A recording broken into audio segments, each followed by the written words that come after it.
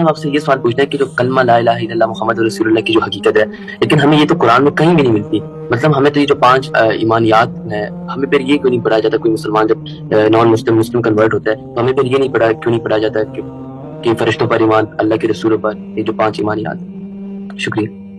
قرآن مجید توحید کی دعوت دیتا ہے، اور توحید کی اس دعوت کو وہ جس کلمے میں بیان کرتا ہے وہ 10 جگہ قرآن میں نقل ہوا ہے، وہ لا الہ الا اللہ ہے.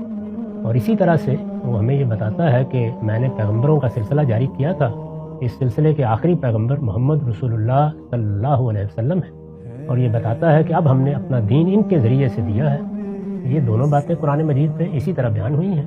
چنانچہ ہم جب مسلمان ہوتے ہیں یا کسی کو مسلمان کرتے ہیں تو اس سے یہ تقاضا کرتے ہیں کہ وہ اس بات کی گواہی دے کہ اللہ کے سوا کوئی الہ نہیں اور محمد صلی اللہ علیہ وسلم اللہ کے رسول ہیں.